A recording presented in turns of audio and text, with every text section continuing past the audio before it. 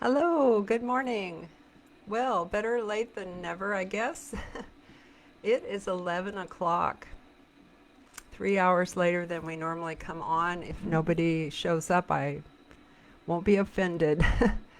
I had two back-to-back appointments that started at 7:45 this morning, and I just couldn't, with the driving in between, I couldn't get to you guys like I wanted to.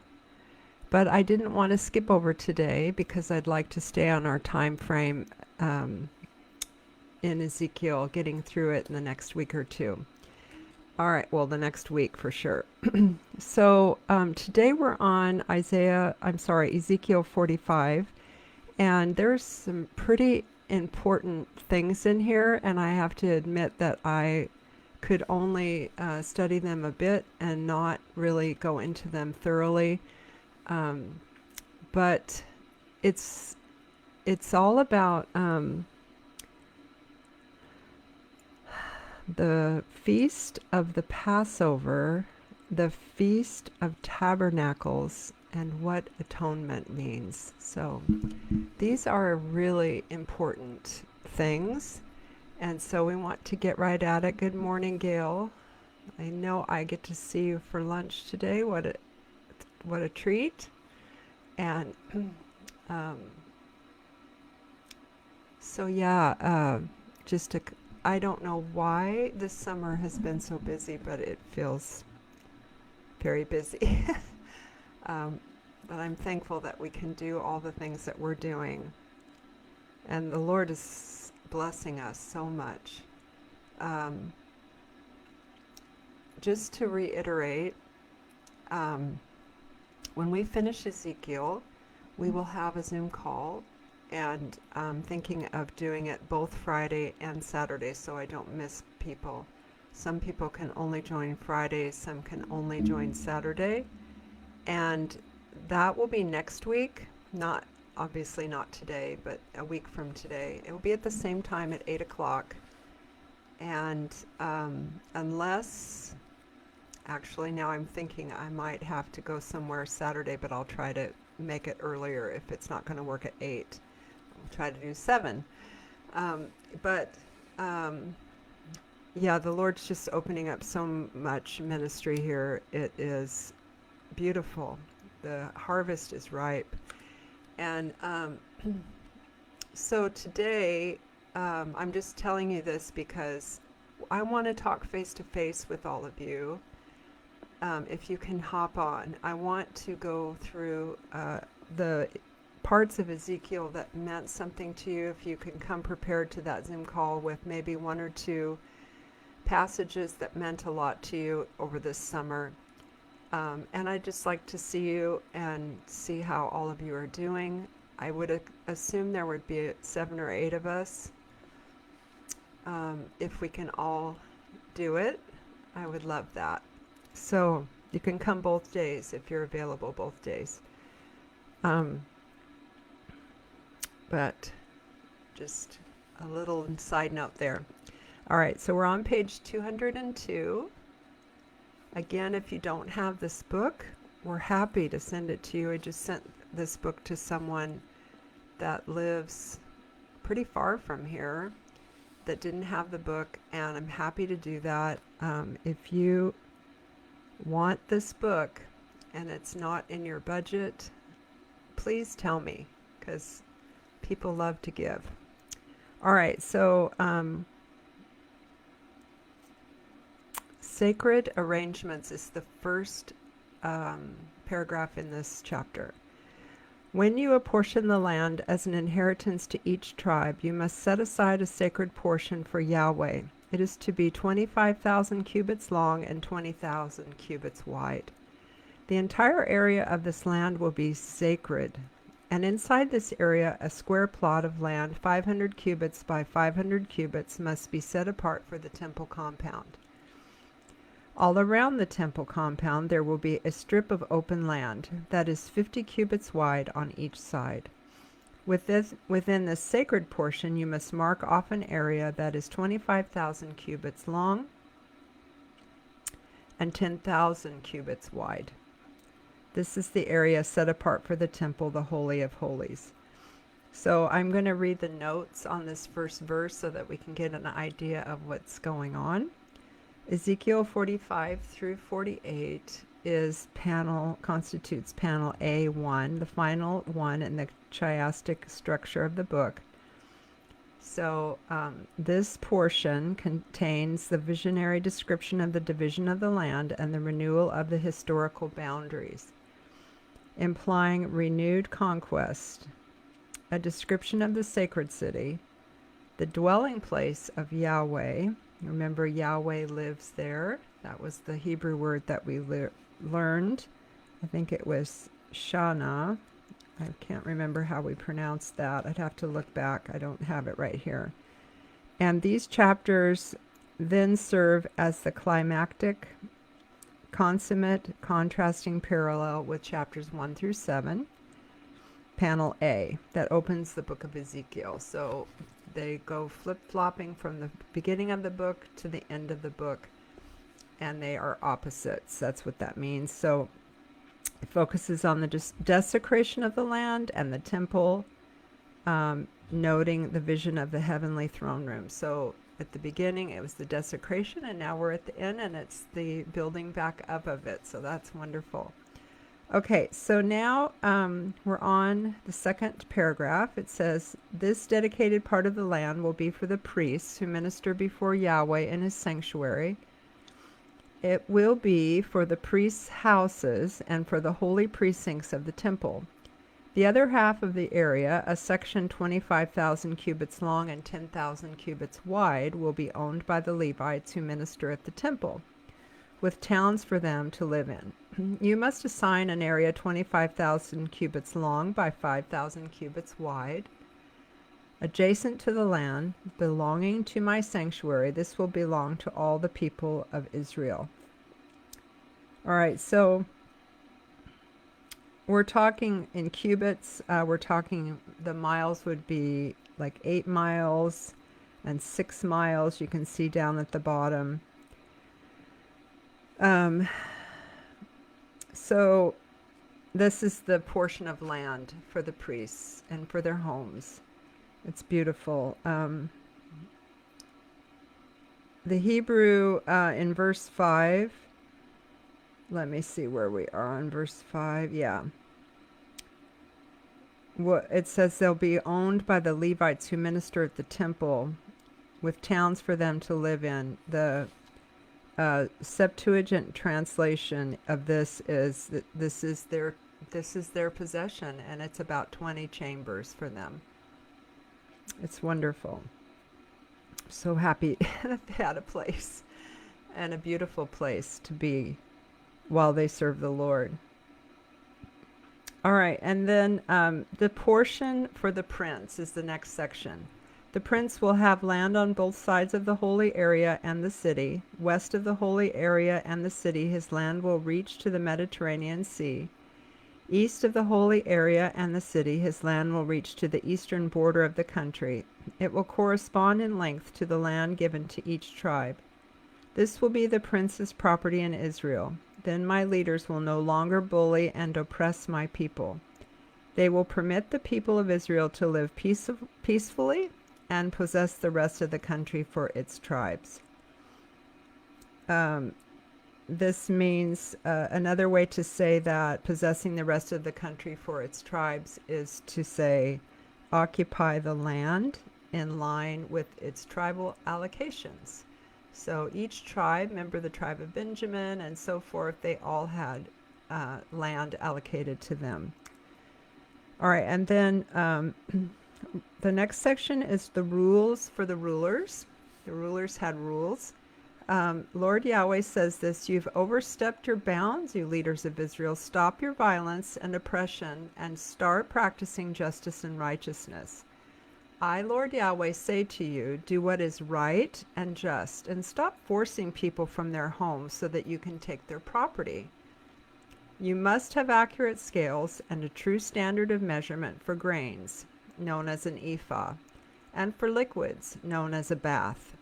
The dry measurements of an ephah is a little over half of a bushel, or 18 liters, and the liquid measurement for a bath is slightly over 5 gallons or 19 liters. So they have to be equal. It says here the measure of an ephah and a bath must be equal, and each will be 1/10 of a homer, which is about 5 gallons. The bath and the ephah, 1/10 of a homer, and the standard for measuring will be based on the homer. A homer it meant literally a donkey load, and they carried about 50 gallons or 220 liters. Poor donkeys. The standard for measuring will be based on the homer. A shekel is to consist of 20 gerahs, and a mina or a mina is to consist of 60 shekels. Okay, so that was their money that they used to pay for things, and 20 shekels plus 25 shekels plus 15 shekels is the measurement of 60 shekels, I guess. I don't know why he broke that up like that. The shekel, the gerah, and the mina were all weights used for Israel for measuring scales, and these weights were usually stones of a specified weight. The shekel was about 20 gerahs in weight and roughly 4 ounces. A gerah was a bean, most likely from the carob tree. A carob bean, isn't that interesting? That amounted to 1/20th of a shekel. And what God was saying here to them was that the weights that they used for measurements on their scales had to be accurate. He wanted the truth. He wanted accuracy, and he did not want anyone to be cheated, especially himself. So that's why he went into these details. Let me see. Oh, Julianne, it's okay. I see that you greeted us and you had to go on with your day, of course. I understand. All right, so now we're on worship offerings. These are the things you must bring as an offering to God. So 1/60th of your wheat, 1/60th of your barley, 1/100th of your olive oil using the standard measurement known by all, and then 1 sheep or 1 goat. To be taken from every flock of 200 livestock from the well-watered pastures of Israel. Okay, and I was reading that and I was thinking, I want to make barley soup. When I read the word barley, I had barley soup last night, which must have been why I thought that, but I remembered that is so good. If you ever had barley soup. So I'm going to make some of that. All right, and now we get to the word atonement, which is a really important word to understand, and he has a great definition here. I'm on page 205. I, Lord Yahweh, declare that these offerings will be for grain offerings, burnt offerings, and peace offerings to make atonement for the people. The peace offerings also could be called the fellowship offerings. And the word atonement is taken from an Anglo-Saxon word meaning making at one. Hence, at one meant atonement. It is the act of loving reconciliation between God and fallen man. Atonement presupposes a separation from God that needs to be overcome if we are to know him and have fellowship with him. So we were separated from him in the garden through sin and through Adam and Eve's choice. Making atonement is the act by which God and man are brought together in personal relationship. But now through the atonement of Christ, we can be brought into personal relationship with God. We do not have to stand away far from him. That is no longer necessary at all, no matter what you've done, no matter where you've been, no matter what your upbringing is, anything your belief systems, none of that matters. God has made a way through Jesus, and you can come near to him. You can come close to him. You know, the enemy really wants us to feel shame And he wants that to be the thing that blocks us from coming close to Jesus, close to the Father. But it's not okay. He's a liar, and you don't have to be ashamed of where you're coming from or what you've been through. He completely forgives you. And we need to realize that here with this word, atonement. It is the act of loving reconciliation. You are reconciled in love between or back to God, having once been fallen. He understands and he knows you, and he wants to have that reconciliation. Okay, so now we're going to go on, and we're in verse 14. All the people of the land will be required to give these offerings to the prince of Israel. The prince will be responsible to provide the burnt offerings, the grain offerings, and the drink offerings for feasts, new moons, Sabbaths, and all the appointed feasts of the people of Israel. The prince must provide the sacrifice for sin, the grain offering, the burnt offering, and the fellowship offering to make atonement for the people of Israel. Now we're going to read about the feast of the Passover. You've heard of Passover, and there is a feast that is recognized annually for this. And it says here, Lord Yahweh says, on the first day of each new year, which is not January 1st, it's not our calendar, it's the Jewish calendar, which is right around the end of March and the beginning of April when this time occurs. It says, you must select a perfect young bull without blemish to sacrifice to purify the sanctuary. The priest must take the blood of the sin offering and smear it on the doorposts of the temple, on the four corners of the ledge of the altar, and on the posts of the gate to the inner courtyard. You must do the same 7 days later on behalf of anyone who sinned unintentionally or through ignorance. In this way, you will purify the temple. All right, and then 7 days later, or the 14th day of the first month, you will observe the Passover feast for 7 days. So then they get to feast for 7 days straight. During that time, everyone must eat bread that's made without yeast, unleavened bread. And on the first day of the feast, the prince must offer a bull as a sacrifice for sin, for himself and all the sins of the people of the land. And on each of the 7 days of the festival, the prince will offer Yahweh a burnt offering of 7 young bulls and 7 rams without blemish or defect. And every day he will also offer a male goat to take away the sins of the people. The prince must also offer 1 ephah of grain for each bull and each ram sacrificed, and he will also offer 1 hin of oil for each ephah. All right, so the word Passover was a Hebrew, Passover was a Hebrew festival, and what it commemorated was the night that Yahweh actually passed over the Hebrew people, the Hebrew homes, and he rescued them from slavery in Egypt. And that's from Exodus 12. Many years later, it was at the time of the Passover feast that Jesus was crucified as the Passover lamb, the one without blemish, the real Passover lamb. And he was crucified during this time. You can see that in Matthew 26, Mark 14, Luke 22, and John 13.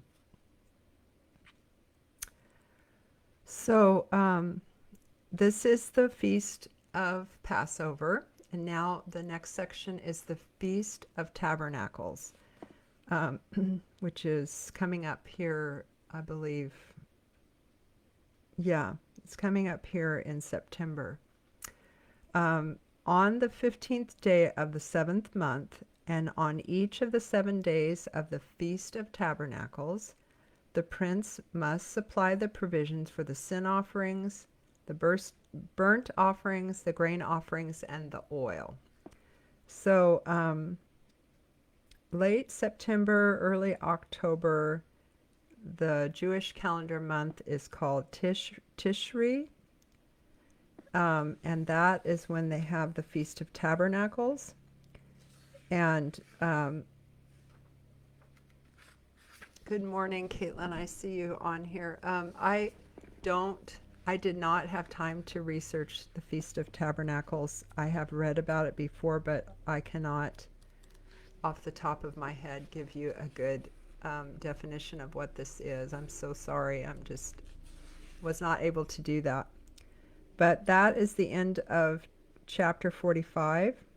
And now tomorrow will be Saturday, and we'll be back at our regular time, and we'll be in chapter 46. We will be almost through the book. Tomorrow will be more about the feasts and the prince's land, the sacred kitchens. And then one of my favorite chapters in Ezekiel will be coming up on Monday. It's going to be so beautiful. It's about the life-giving river that flows from the temple. And I think we're just going to be beautified ourselves when we drink and see of this river on Monday. On Tuesday, we will be reading the very last chapter, which is chapter 48. That word that I was forgetting was Yahweh Shammah, and that means Yahweh lives there. We read that earlier in our chapter today, and it's going to be again in chapter 48. He's been saying that Yahweh lives there all through Ezekiel, Yahweh Shammah. And thank you, Caitlin. So what I'm trying to say is Tuesday, I'm thinking we will be done with the book of Ezekiel. And as I was saying, when I first came on today, if you weren't with us, we will have a Zoom call both Friday and Saturday, Lord willing, in the morning around 8 for those who can get on Friday and for those who can get on Saturday. I didn't want to leave people out. And what I hope that we can do is talk about a portion of Ezekiel that was helpful to you or that you enjoyed, and just see each other and kind of catch up. That will be in lieu of having the devotion. So Wednesday and Thursday will be a break because I will probably use that time to start preparing for Daniel. And then we'll get together for the Zoom calls, and you can come on both if you want. So if you have time, if you want to see everybody. Okay, so I think that's it for today, and I'm sorry that we came on so late. I had those 2 appointments this morning. There was no way I could get on at 8. And it's great to be here with you again, and I love doing this. I love being in the Word with you.